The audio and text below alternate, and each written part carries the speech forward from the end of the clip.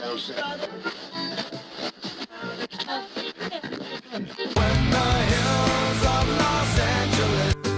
Angeles, I'm and most Hollywood nights.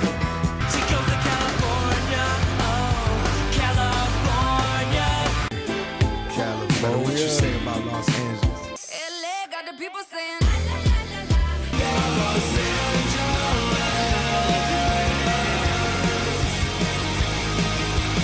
You're listening to Corner of the Galaxy on cornerofthegalaxy.com.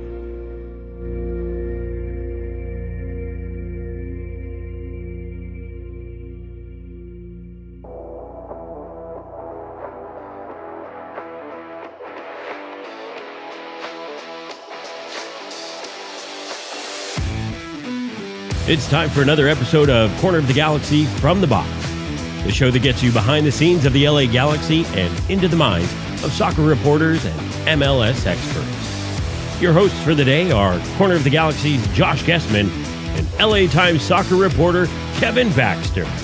Let's start the show. Hello, everybody. Welcome to Corner of the Galaxy from the Box on cornerofthegalaxy.com. I'm your host, Josh Guesman, coming to you on Monday, December 13th. MLS Cup is over. New York City FC are your 2021 champions. I'm going to give you a little bit of just what I saw in that game.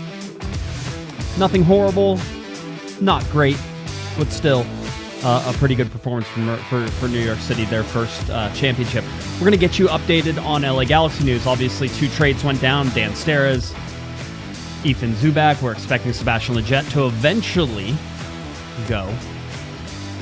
We'll give you sort of maybe an updated timeline on that, or just so we understand why it didn't happen, a whole bunch of things. So we're going to do that. Got full schedule release coming out on December 15th. We'll talk a little bit about that. Expansion draft tomorrow on the 14th as well. And if you've noticed, the Panda's not here. No Kevin. He's on a cruise. This is one of the few times he actually takes off, is right around this time of the season, which I always laugh because it's usually like this busy little time for him, and he probably should still be here. But at the same time, when is he actually going to take off? Because news can sort of always... He should go over MLS Cup, I think, maybe, as long as, like, you know, the stuff... as long as the teams he's covering aren't in it, he should take that off, because I think that's more of a quiet time, or the week leading up to MLS Cup sometimes as well. So Kevin is off on a boat somewhere. He has no cell coverage. His wife likes it best that way, so hopefully he's having a good time there. He will be back for next Monday. Next Monday is our last show of the year. Of the 2021 year, and then we will come back in 2022. That will be our winter/Christmas extravaganza. I'll wear an ugly sweater, I'm sure, and I will tell you about the time that I saw Santa Claus. So if you want to get your kids ready for that on a Monday, I would suggest you do that. I think it's very much set for them, so it'll be good. I do have one other Santa story before I go. Before I start this and talk about MLS Cup, it was my son's. We're sort of celebrating his birthday this weekend. He already had his birthday, but he was celebrating it with my nephew, who was born on the 15th, and Jake was born on the 2nd. So you have all these things. So they decided to have a Paw Patrol party to themselves on Saturday. But Santa drove by in a fire truck, the whole deal. Later that night, we're out walking, and of course, my son thinks he sees Santa Claus everywhere.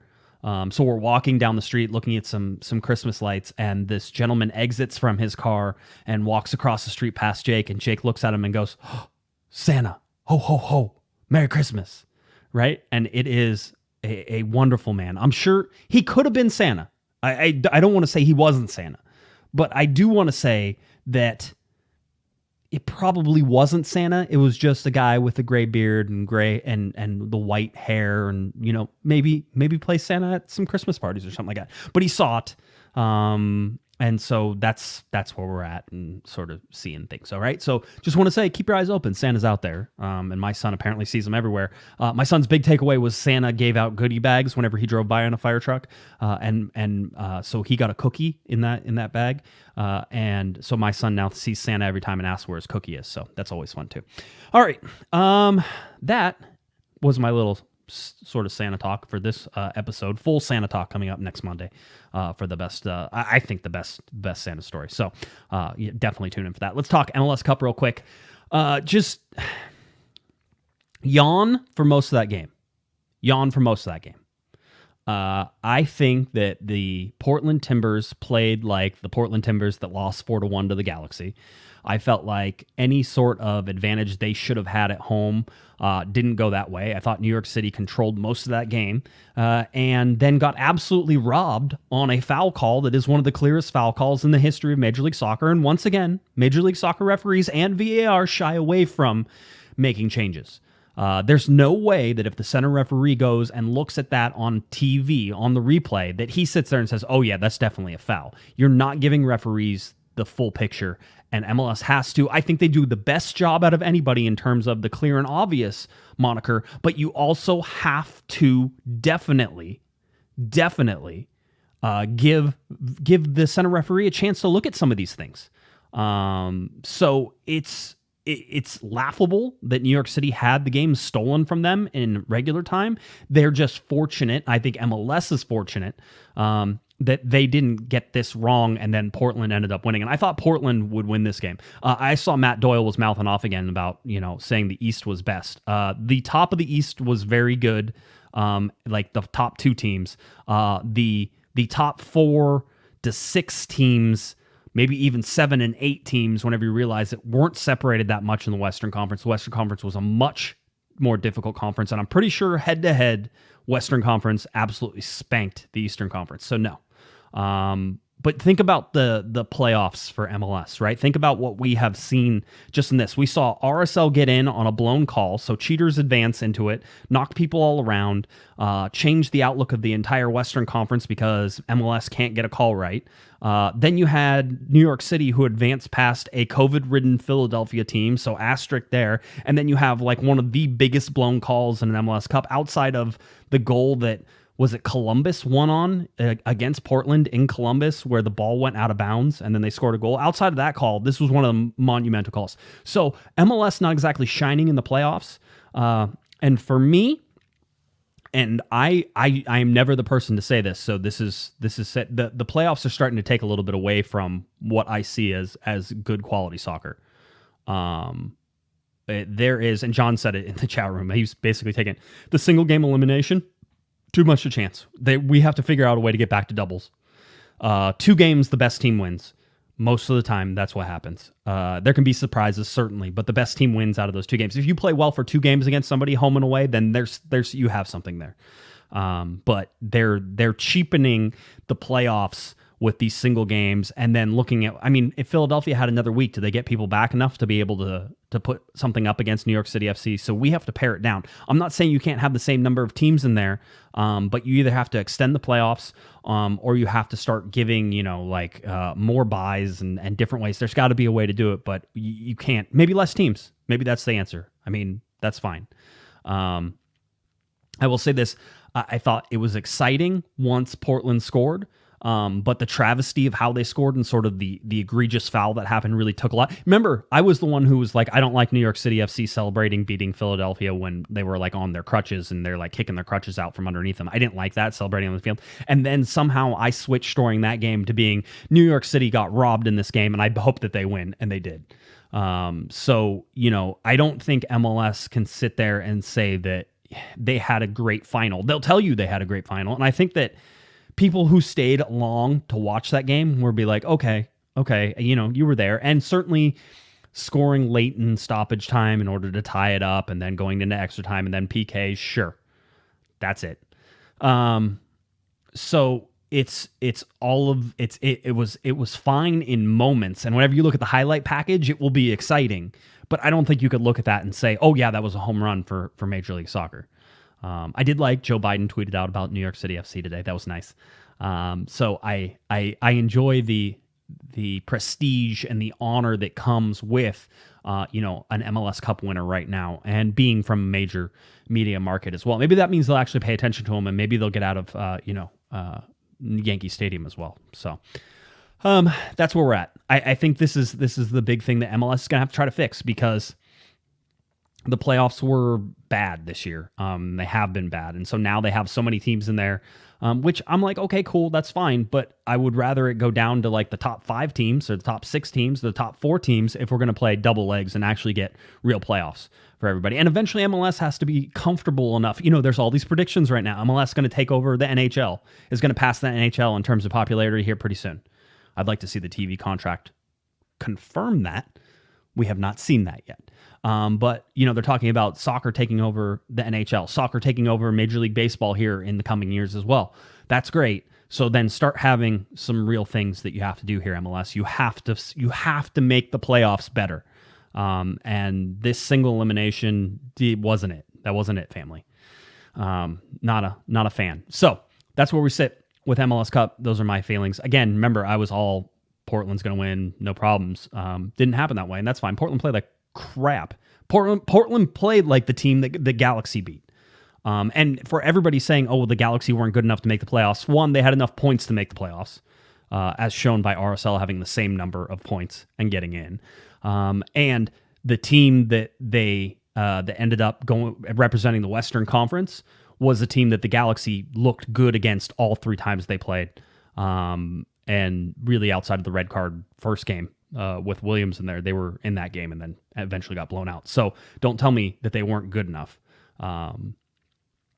The Galaxy they need to fix some things, but I think you have to think that with the core that the Galaxy have, if they add the right pieces, they do the right things, that this team will improve. Without adding anything, you would hope that the players who were here last year and started under Greg Vanney are going to improve. If you're seeing a pullback in that improvement, if you're seeing a backwards march, which we have seen with this Galaxy team as constructed under GBS his first year, there was improvements. You expected to see those same improvements second year. You didn't get them.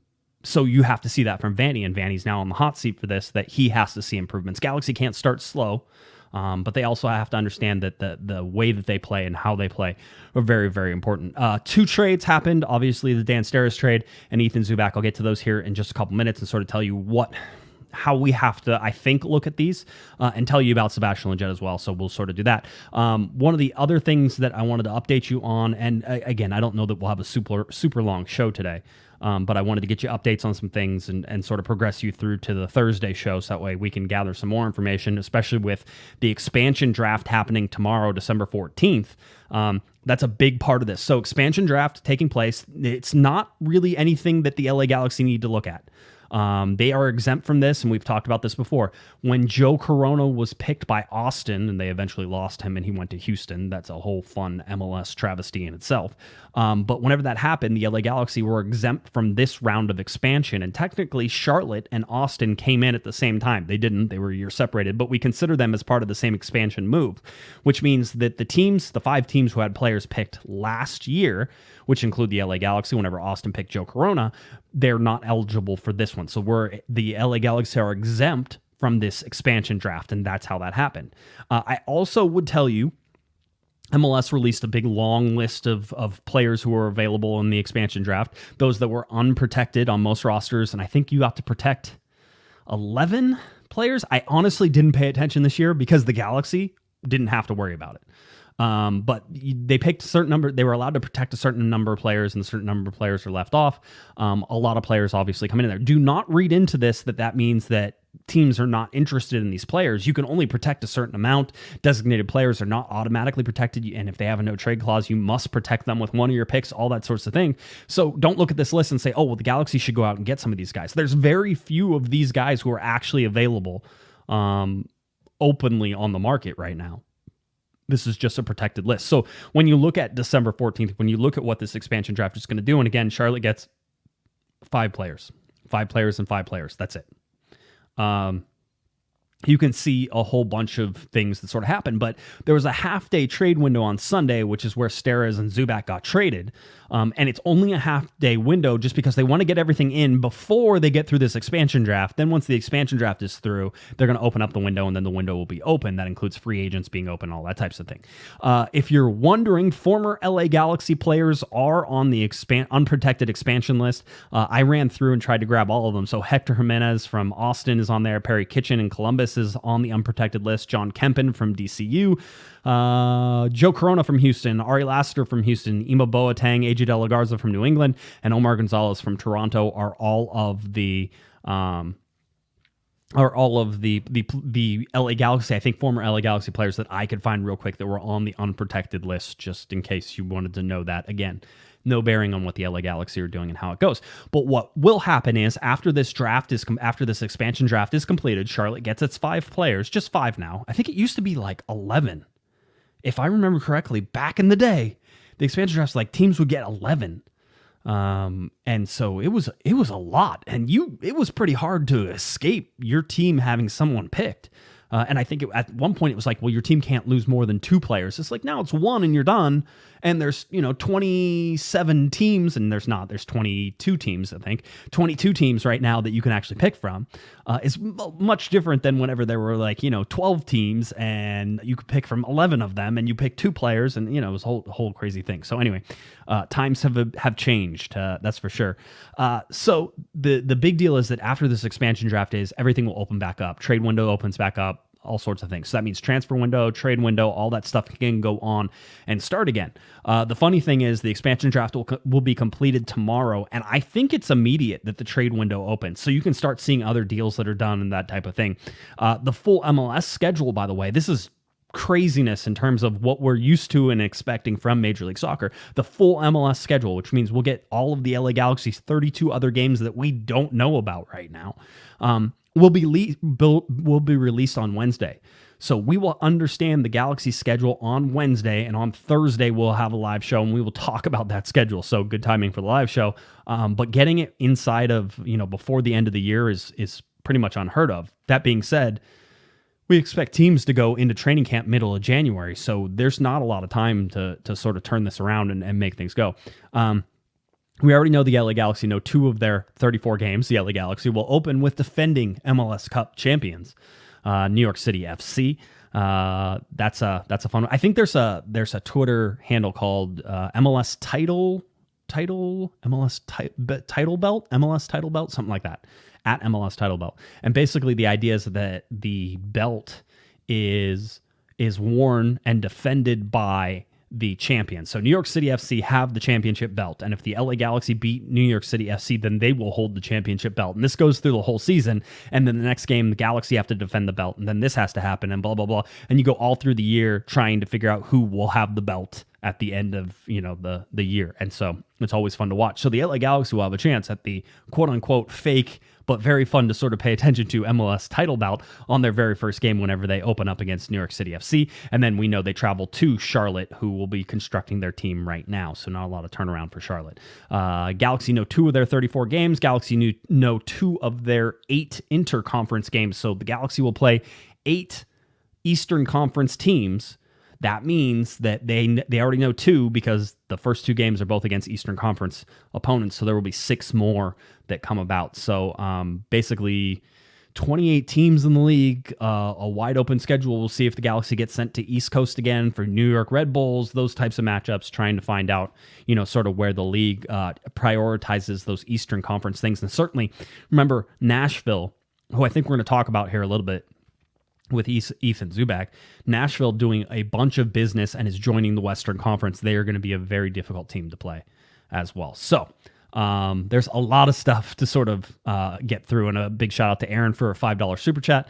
And Aaron says, I'm giving you $5, so that means I must have traded a valuable player to you and got nothing in return, except in reality, I get this great podcast. Well, thank you, Aaron. Yes, I hope you find some value in our podcast. And I hope that you understand that sometimes the Galaxy don't get all of their value out of stuff. We're going to get to those trades here in just a second. Let me just check my phone just in case we got any messages. I know this is why you guys like the singular live show. I do this whenever I'm actually, talking with Kevin or Eric or any of the co-hosts as well. And I try to give people some time off right now just because I know that it's the holidays and it's not always, the best time, and trying to get everybody sort of, having their batteries recharged and ready to go for the next season. That usually kicks off after the new year. So I wanted to give you just a little bit of an update coming up. End of year waivers is coming up on Wednesday, December 15th. What do you need to know about that? Not much. Free agency will open immediately after the waiver process is over. The re-entry draft is about here. The first and second stage of the re-entry draft. We'll try to get through all of those as we go. Friday, December 17th is the first stage of the re-entry draft. These are mechanisms in which MLS allow players to move without having free agency to everybody. So this is that method. Whenever you see waivers, that's one method. The re-entry draft is another method. Basically, people who are out of contract but still have their rights held. And that's important to look at whenever we talk about somebody like Ethan Zuback. Now, let's start with the Ethan Zuback trade, because I think it's actually a little bit more of a not a difficult one. It's just a little weird in terms of how it goes. Now, the LA Galaxy traded Ethan Zuback to Nashville.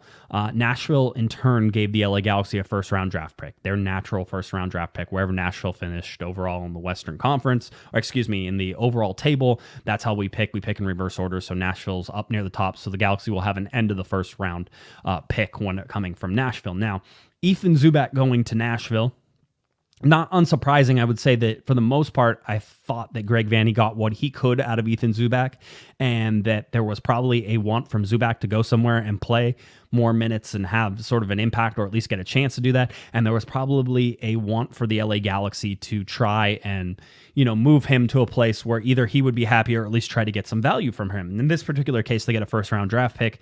And I would say that they offload salary, but that's not really what happened here, because Ethan Zuback's option was declined. So here's the question. The LA Galaxy declined the option, and then they trade Ethan Zuback. So what are they actually trading to Nashville? What they're trading to Nashville is the rights to Ethan Zuback, right? Because they don't have a contract with him. They do hold his rights, probably because they were able to decline the option, and he's not eligible for free agency, and he could have maybe he's a waiver draft guy or a re-entry draft guy. And perhaps he still takes a look at that whenever he goes to Nashville. I have a feeling that he is already talked to Nashville, and they're more than willing to sort of accommodate him and bring him into the fold. I will say that the LA Galaxy, I had heard about this. So we knew about the Steres thing going down, and we sort of, preface that. And then as soon as the show got done on Thursday night, we heard about the Zuback thing. And it wasn't my news, so it's not something I can report right away. Sort of have to let everything play out, but I knew it was coming, and so we were sort of trying to figure out what would happen. So with Ethan Zuback going, and Alex always in the chat room says Galaxy get the 21st overall pick in the draft because of Nashville's position overall out of the 27 teams that finished in the regular season. So Nashville's first round pick goes to the Galaxy, and Ethan Zuback, we get a first round. The LA Galaxy get a first round draft pick for that. That's it though. And like I said, there was no salary really that was offloaded, because the salary was already offloaded whenever the LA Galaxy declined the option. So, I had numbers back in the day, and basically they're not the exact same numbers, but the Galaxy have offloaded so far, and this includes with Steres and a big asterisk, and we'll talk about that, about $4.4 million in salary. And Ethan Zuback going was already part of that particular, little piece. So he was about $133,000. So it's not a lot of money. But certainly when you look at what Nashville is doing with trying to get some depth at forward, Zuback plays a part of that. Nashville also got Teal Bunbury. They got Ethan Zuback, right? And then they have Loba and Sapong and Rios and Hani Mukhtar as well in their forward depth chart. So they have all these forwards now that they're able to sort of put in, and Ethan Zuback will be competing with them for that. You're talking about a Nashville team that's very strong defensively, that sometimes has trouble scoring goals, but found a way to do that during the regular season and didn't find a way to do that in the postseason. One game and they were done as well, and then they couldn't take any penalty kicks either. So maybe they were looking for Ethan Zuback to take some penalty kicks. Maybe that's how it goes. Ethan Zuback, very nice guy. At the beginning of the year, the Chicha Whisperer, right? You're talking about the guy who every time you would come on, Chicha would score goals. I talked about a guy who played a role, a guy who can hold up the ball a little bit. Maybe does not great with his back to the goal, but he was able to hold the ball. He was able to turn sometimes and distribute. He even played on the wing at the beginning of the year and filled a lot of holes there. So Ethan Zuback did all he could for that $130,000. Now goes to Nashville, who are making a killing on international slots. So they are very much a domestic-based team whenever you look at it. Nashville has acquired $1 million in general allocation money for 4 international slots, so averaging $250,000 a piece on the international slots. If you want to know what the going rate is, that's about it, $250,000 for an international slot. So Ethan Zuback going, but again, remember, the Galaxy didn't really even trade a contract player. They traded the guy who they had the rights to, and so Nashville now has the rights to Ethan Zuback, and I'm sure that they've worked something out in order to do that, and probably a new contract with Nashville.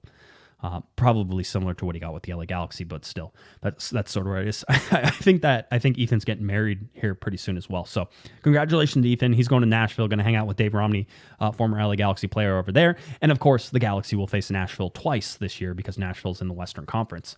So that's that one. I will tell you that the first round draft pick, it's a bit of a throwaway, but a first round draft pick is less of a throwaway than a third round draft pick. And that's where we go whenever we talk about Daniel Steres. Now, I know there's going to be a lot of people who are surprised by this. I don't know if I said this on Thursday, but we knew that that Steres was going to go. We knew that the Galaxy wanted to trade Steres. We knew that Steres probably wanted traded. I don't know if Dan asked for the trade, but the writing was on the wall. It almost doesn't matter, right? The Galaxy were pretty much like, we know we're going to move you, and you want to move because we're not going to give you the playing time. So however that happens, the Galaxy wanted to move Dan Steres. Now, I was talking to somebody and I said, what are the chances that Dan moves? And they're like, well, if they can find a spot for him, then they're going to move him. But that already indicates something. And it's something that I don't think people get, and I think people get confused by as well, is that there was a question whether or not they were going to be able to find a place for Dan Steres. All right. Now, as much as certainly myself can be in, the Dan Steres fanboy and understand, and I also, by the way, I love defenders because I play defense and I think their job is thankless. I will say that Dan Steres to me has a lot of value in terms of being a domestic center back and all that stuff. Now, he's 31 years old, which works against him now. But as a defender, you can be a little bit older and still be a good defender. So we heard it was Houston. We knew that was going. Some of the people I talked to, I said, "Hey, do you even know what the deal is going to be for?" And they're like, "I wouldn't expect much. I think the Galaxy really just want to offload the contract." And I think we understood that as well. And with $430 something thousand, it's not even that much. I always want to overstate it. Let's see. 393. That's what it is. $393,000 and some change. So just under $400,000. It's a steep contract. Now, we have talked about it on this podcast, so I know that my listeners know this already, but I'm going to remind you, the LA Galaxy picked up Dan Steres' option this year. They didn't do it because they thought they're going to pick it up and then trade him for some magic amount of money. The LA Galaxy were required to pick up the option. All right. They were mandated by the contract that he signed in 2019. Right. And there was the Galaxy picked up an option in 2018 on Dan Steres. And then I think Dennis DeClosa in 2019 picked it up for sort of a new contract in the 2020 range. Right. So it was the offseason of 2019, which was into 2020. That's whenever they signed the new contract. And that new contract had performance clauses in it and performance metrics. I don't know what those were. But I would imagine it's a certain number of minutes or a certain number of games played or games started, right? And if you're the LA Galaxy and you're trying to put a contract together, you're going to say, okay, Dan Steres, who we've tried to replace 7 million times, we're going to replace you. And so I'm sure Dan Steres' agent was like, all right, well, let's say he does play X number of games in either of these seasons to meet a certain metric. If he does that, then we want to have a third year tacked on. And I'm sure the Galaxy were like, we're going to replace you. We've tried every single time. So they went ahead and did that. And then Dan in the first year in 2020 started a whole bunch of games. and played a whole bunch of minutes. And between those things that sort of happened, it automatically triggered the option here in 2022. So Dan Steres has a contract in 2022 with the LA Galaxy. All right. So that's where the pickup option comes in. But don't let your friends, you're going to talk to your friends, or they're like, I can't believe the Galaxy picked up his option and then, traded them and didn't get anything for him. That type of thing. The Galaxy were required to. Again. Now, here's the thing. The trade with Houston is this. The LA Galaxy trade Dan Steres to the Houston Dynamo. Houston Dynamo, in turn, give the LA Galaxy a third-round draft pick. That's the headline that everybody read. Then the sub-headline was, the LA Galaxy will retain a portion of Dan Steres' salary against the cap, which means the LA Galaxy are paying a portion of Dan Steres' almost $400,000 salary to play for another team. Now, you can be upset about that, except that we have no idea what the numbers are. And this isn't a defense of, this is, for me, it's an indictment of the front office, which is, tell me what the numbers are so I can make an estimate on this and tell you whether or not this is a good deal or not. If the LA Galaxy are paying like $25,000 and they got rid of Dan Steres and they cleared almost $375,000 of cap space, then that is a good deal. If the LA Galaxy are paying $275,000, only clearing about $125,000, and they're paying most of the salary that Dan Steres is getting in Houston, then that is a bad deal. A guy you're going to have to play twice because he's in conference. We talked about that with Ethan Zuback in Nashville. He's also a guy you're going to have to face twice against Houston. There's opportunities for him to play and start in Houston. All right. And as far as I know, there's no performance metrics because usually they say that in the thing. But we don't have the information. I reached out to the LA Galaxy to try to get that information. I did not get an answer back. All right. So I have no idea how to judge this. You would sit there and say, okay, why didn't anybody get any general allocation money? I said at the beginning of this that the people I was talking to indicated that there wasn't a lot of interest league-wide for somebody like Dan Steres. And because of that, we can almost assume there's two assumptions we could make, and you guys get to figure that out. And Cam asked a great question. How will that appear with the MLS, Players Association releases the salary guide next year? I doubt we'll see it. It'll just be Dan Steres' full salary against it. I don't think they're going to show Dan Steres on two teams because I've never seen anybody on two teams. So I don't think you're going to see it on the guide. There won't be a breakdown. You won't see it. You're just going to get a number of his salary on the Houston Dynamo. All right. So that's the thing. There's two assumptions we can make, and they both can't be happening at the same time. Number one is an assumption that we can make. Might be wrong, might be right, but an assumption we can make about the Dan Steres deal is that was the best offer the LA Galaxy got. Okay, let that sink in. If you're the LA Galaxy, you have to move him. And by the way, I think that's also an assumption and maybe a false assumption that you have to move him.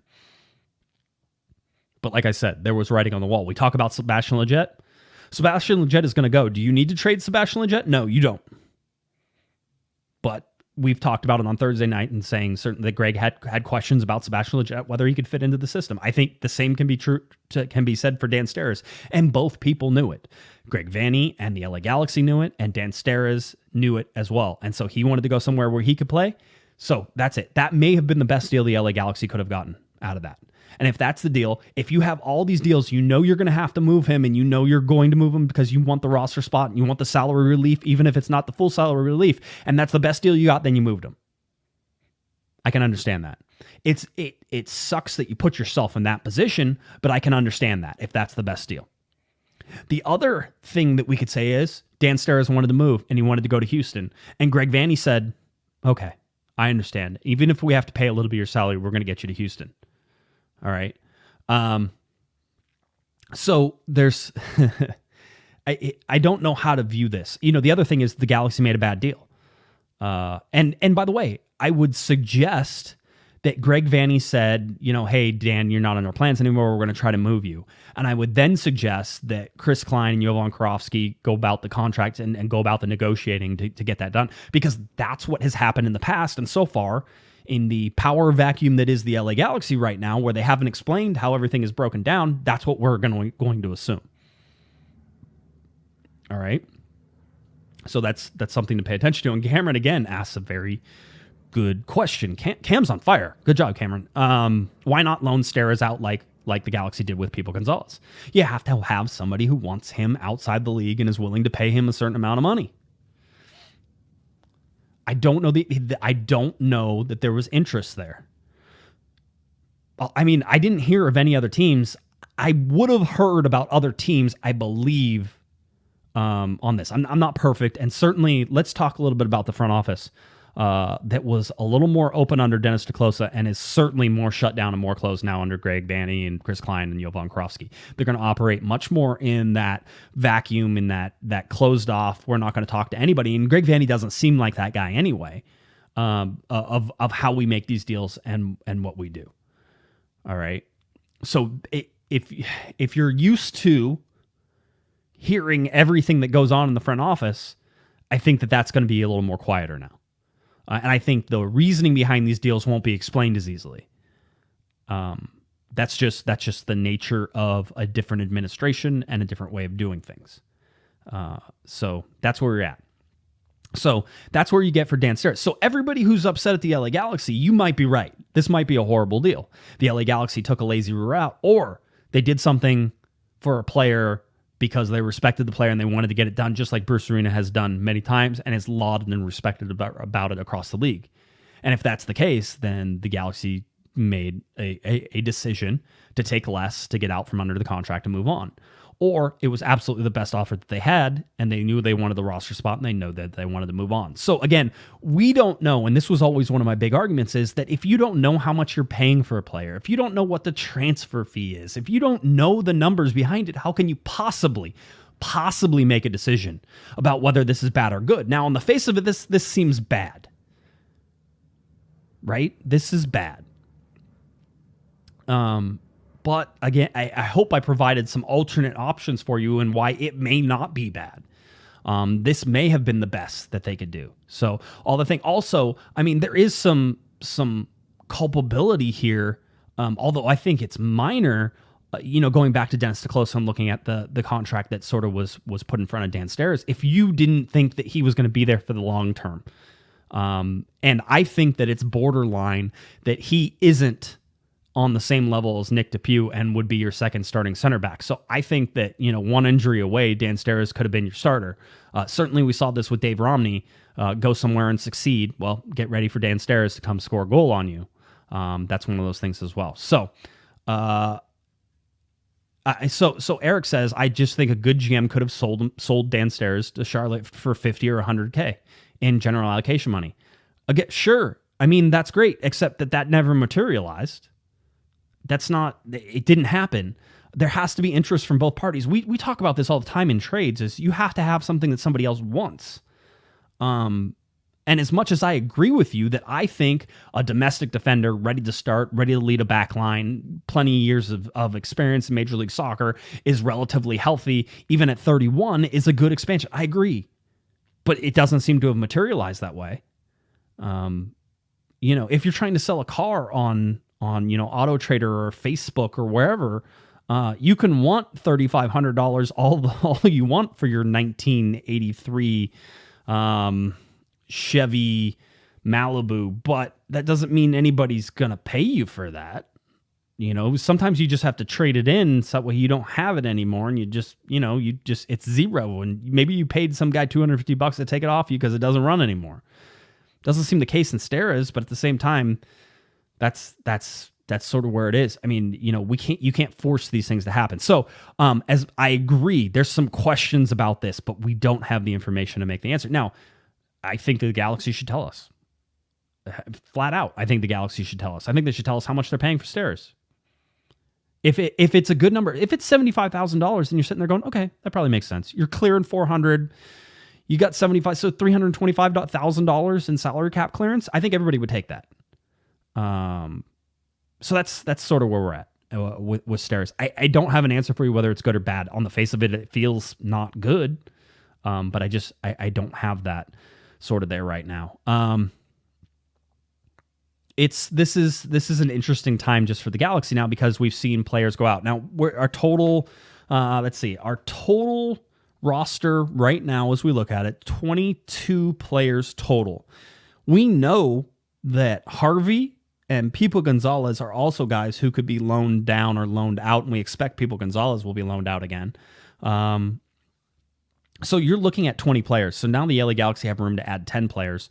And so far have cleared, and again, we have to put an asterisk because we don't actually know how much they've cleared with Steres, but let's say they cleared most of his salary, and I'm just putting the full amount in there so you can sort of understand. It's $4.4 million. Now, $2 million of that is on the designated player side, but still $2.4 million of that is TAM plus cap space in there as well. So, that's something to keep an eye on as well. But currently at 22 players, Galaxy still in talks with Sasha Kleshin and Victor Vasquez and possibly goalkeeper Eric Lopez as well, although we'll see if that sort of pans out and plays that way. I think that maybe is a question that the Galaxy will have to try to figure out here relatively quickly. But there's a core. There's a core in place. We know there's a core, and we can sort of see where the LA Galaxy are going out. And by the way, I mean, let's just throw back to Dan Steres and a little shout out before he goes. Is a guy who has possibly one of the most famous assists in LA Galaxy history. So I think unheralded a lot of times in what he did, and certainly he was a defender on a team that liked to give up a lot of goals during a time when the defense had very little identity. One person does not make a defense, which is why the LA Galaxy have struggled by bringing in people who they think are individuals instead of making a system. I think Vanny went a very long way actually in sort of fixing some of that last year. So I have a feeling that there will be a good improvement in 2022 from the defense. But you have some questions, certainly. Is Nick DePuy going to be your starting center back? Is there a question mark sort of filling that? You have Sega Coulibaly in there as well. You have Jalen Neal who's coming up. You know, Ferkranis is in there.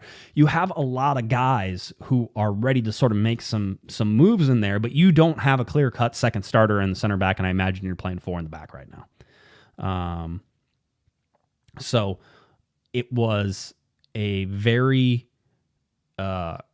it's one of those things that you look at with Dan Steres is that I would expect that he goes and has success wherever he goes, much like Dave Romney. You put him in the right system and he will thrive in that.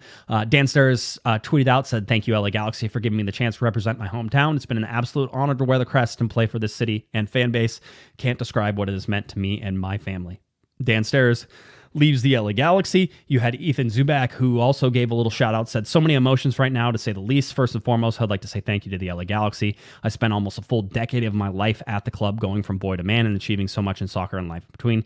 Thank you to all the amazing people that made that journey incredible." So 2 guys who have been it. Now longest tenured players, Julian Narajo and Efrain Alvarez, I believe, on the LA Galaxy. Whenever Sebastian Lletget gets traded, of course. And we're still expecting that to sort of happen. So that's something to sort of keep an eye on as we go forward. And there's more rumors that are sort of starting to swirl. It seems like the Lletget and New England thing will happen. I'm fairly certain it's New England. I don't have a lot of original reporting on this. I'm just sort of watching around and sort of seeing things. Tom Bogert obviously was tweeting out that that New England and Sebastian Lletget aren't necessarily ready to be done that, and Lletget's agent said that those talks are premature, that said that everything is done. We told you about the 4 to 5 teams that were interested in Sebastian Lletget. We talked about Dallas and Austin and Colorado and Charlotte, as well as New England in there as well. I know that Sebastian Lletget has been tweeting and posting, I think mostly on Instagram, from Miami, and Becky G has been in Miami, and I think that they were sort of vacationing and having a good time, but there's talks of changes from Becky G, sort of seeing where things go. I would imagine that she's thinking about relocating wherever Sebastian Lletget is, and I have a pretty good idea they know where that is. People are saying, well, could he go to Miami? Let's see. Miami just acquired Brazilian central midfielder Jean Mota from Santos. Mota is 28, made more than 200 appearances with Santos. This was all according to Tom Bogert. Should fit in nicely alongside Gregor and Miami's midfield. So that was Tom Bogert saying, I don't think that Lletget is going to Miami, but I do think it's probably East Coast, and I still think that New England is probably that place. So keep an eye on that. The reason it didn't get done during the short window is because it wasn't ready to be done. All right? It wasn't ready to be done. And we hinted at that on the Thursday show, that there was a lot of stuff still to get to and to do before that got done. A person I was talking to said it would take a couple weeks to get it done. That we have not been a couple weeks yet. But I wouldn't be surprised if it gets accelerated, and as soon as the expansion draft is over, we start getting into the waiver drafts and the free agency and that type of thing. That Sebastian Lletget and that move will be finalized and gone. So he's going to be gone. Still thinking that that's New England as of right now. That will be a different move altogether. We know there are 5 teams at least interested in, which means that there are packages that will be coming back to the LA Galaxy to take Sebastian Lletget. And I would hope that Greg Vanney and Chris Klein and Jovan Kirovski look not only at the best deal, but also what's right for Sebastian Lletget. Again, building that sort of reputation within the league is super important to players wanting to come and play for the LA Galaxy. Understanding that they will treat you as human beings instead of telling you that they won't trade you and then trading you, aka AJ De La Garza. They have a lot to make up for, and everybody in the league knows that that happened. So this is something that they're going to keep sort of working on. So that's where we sit with, Sebastian Lletget. Now, to give you an update on Christian Pavone as well, don't know anything that has changed. I would say that we're in the same position that we were at, that they're certainly interested in Christian Pavone. Pavone had a 2-assist, 2-goal weekend whenever they won 8-1. Boca won 8-1 over Cordoba. I don't know if you can really take a whole bunch about that in terms of, looking at where he's sort of going and what he's doing. But, 4 goals now, 4 assists, and he is playing, I think is starting to step up a little bit. I think he knows that there's some transfer interest as well. So Christian Pavone starting to score, do all that stuff. Here's the deal of how we're going to frame Christian Pavone from here on out. If there was a change in status of his case somehow, then we will update you on that. If there's not, we're not going to rehash it every single time. And we sort of had this rule last time we were talking about Christian Pavone. We will update you on how he's playing. We will update you on whether or not the LA Galaxy are going after him and how that happens.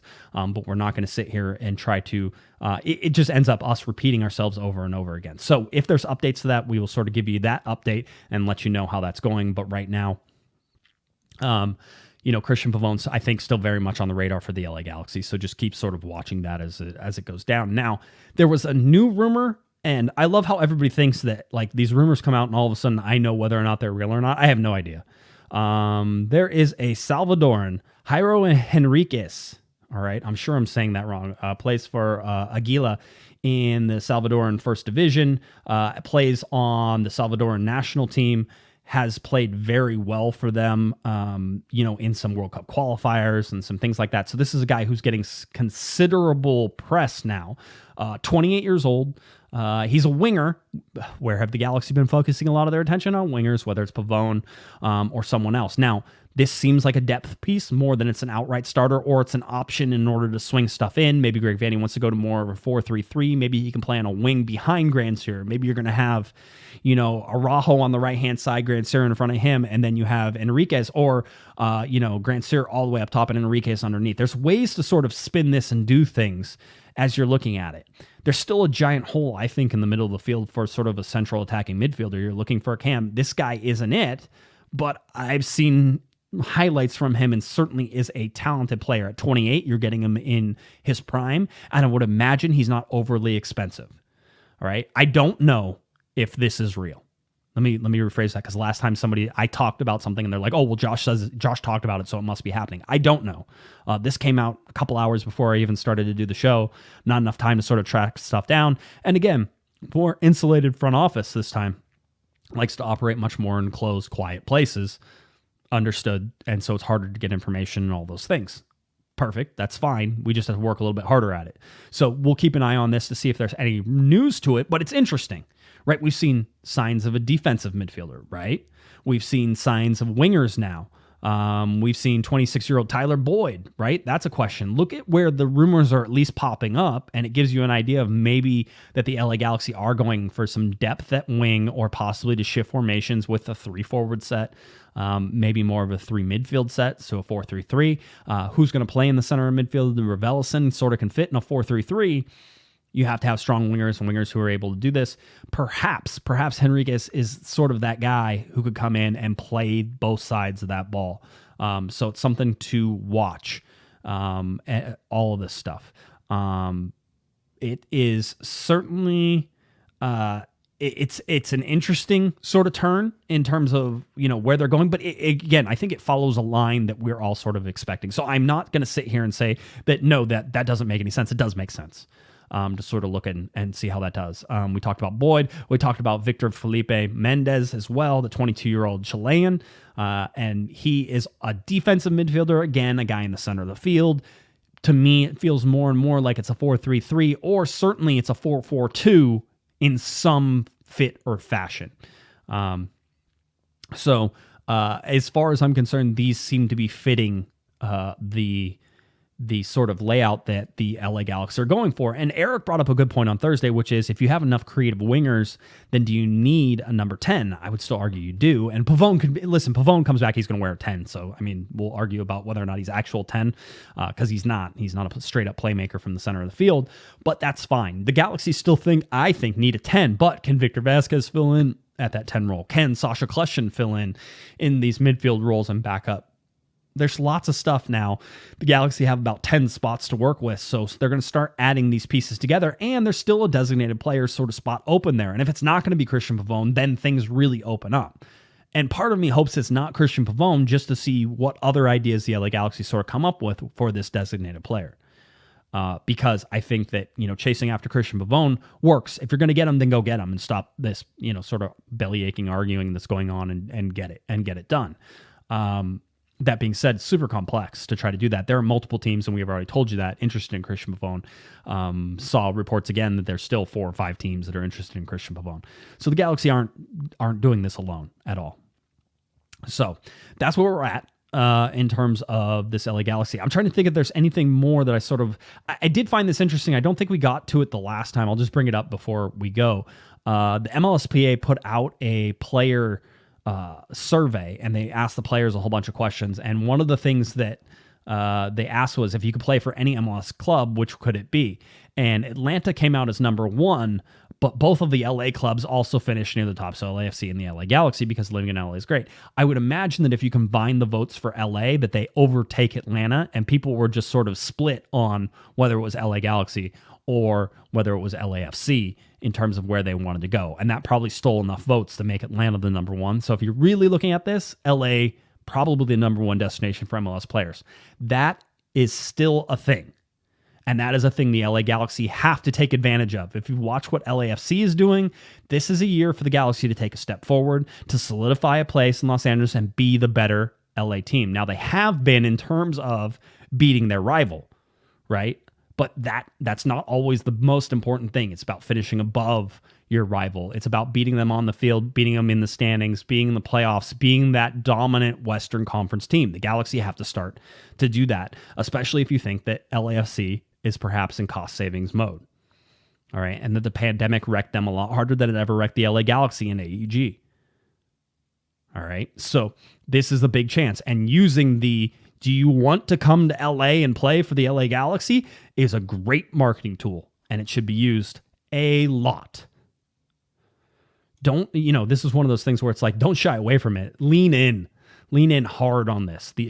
People want to come play in Los Angeles, and the LA Galaxy should provide those people a place to play and get a discount. Bruce Arena used to get discounts on people. It's time the LA Galaxy got back with Greg Vandy getting discounts on people as they bring them in.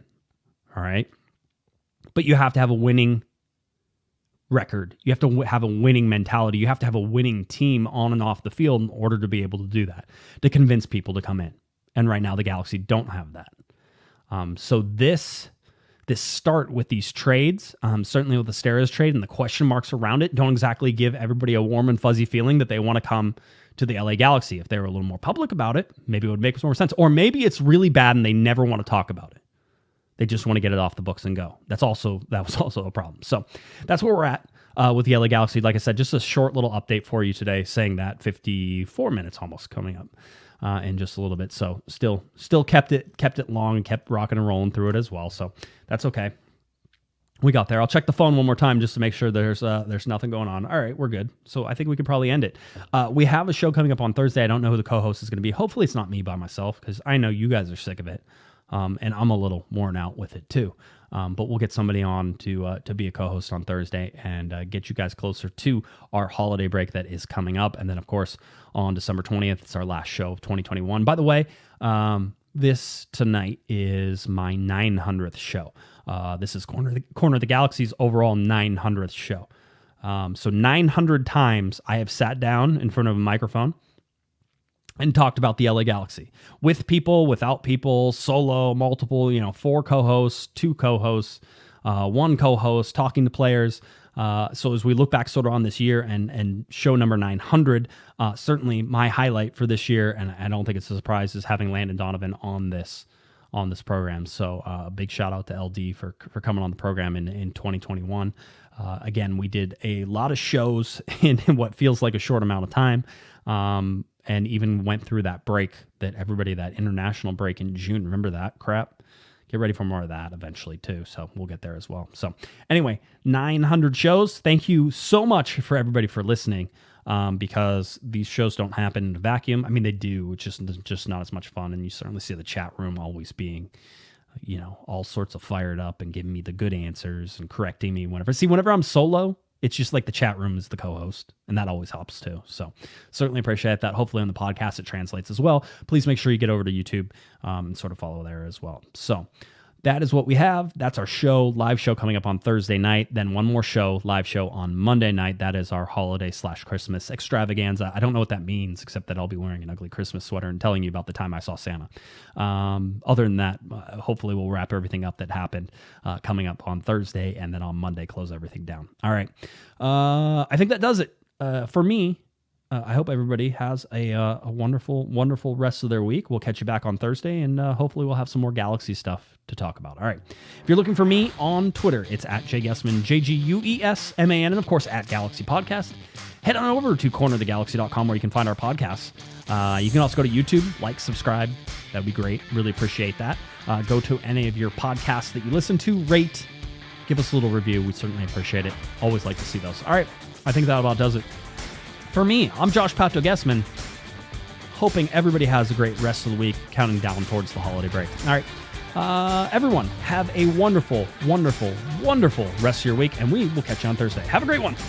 You've been listening to the Corner of the Galaxy podcast on cornerofthegalaxy.com. You can follow the show on Twitter and Instagram at Galaxy Podcast. And be sure to check out and subscribe to iTunes, Stitcher, and Facebook by searching for Corner of the Galaxy. Fans, we thank you for listening, and we ask that you be kind and courteous to your neighbors as you leave the podcast. We thank you for joining us and look forward to seeing you again. Until then, I'm Michael Narajo, and on behalf of the entire Corner of the Galaxy crew, goodbye, everybody.